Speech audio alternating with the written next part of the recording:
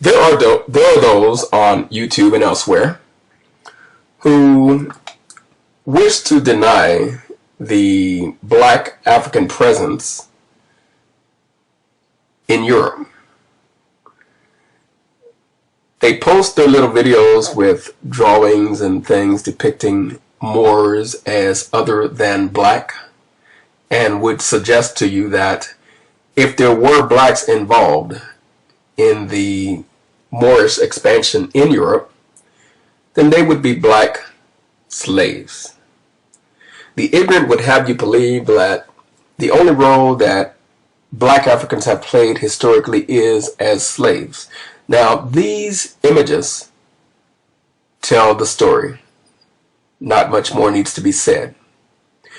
And of course, the ignorant and uninformed Eurocentrist and white supremacists would suggest that perhaps these are relatively recent artifacts created by Afrocentrists and a fantasy.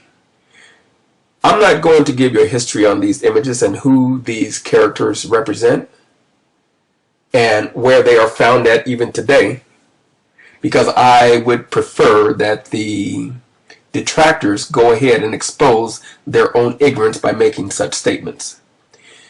Historians and those who know, and those who are art curators and such, understand and know the value of the artifacts you are looking at. Most of the detractors could never afford even the most inexpensive of these objects because they are historical truths. They represent a time when people who looked like the images you are looking at were in control. And we're not talking about Africa, we're talking about Europe. And that's a history that most people do not know about. And many of those who do know want to deny it. They want to make the Moors something other than what they were. Again, these images speak for themselves. We're not looking at slaves. We're looking at the people that were in control and had the wealth and brought knowledge and education to a country that was fading, basically drowning in its own urine, so to speak, what they call the Dark Ages. A culture to where it was considered a sin to take a bath. Again, the artifacts we're looking at are historical, extremely valuable, and you can go to Europe for yourself, to Venice, to Germany, to Madrid, to Luxembourg, and see many of these artifacts, which are there even to this day. Those who would deny the truth sometimes know the truth, but just don't want others to find out the truth. See, I'm showing images that no person in their right mind would ever suggest are other than Negroid.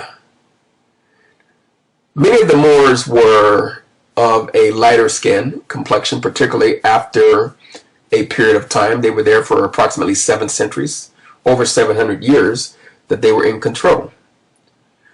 And as it usually is with invaders, they do not bring their women and children with them. The women of the culture they overthrow become the spoils of war. So there does become a lightening of complexions.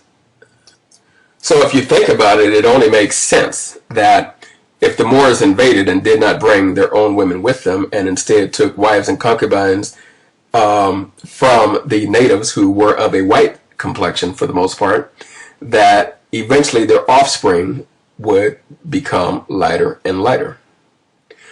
It is a historical fact that the Moors at some point required in certain cities 100 virgins to be given to them as tribute. And from those 100 white virgins, they had children who did in fact rise to positions of leadership within the Moorish Empire.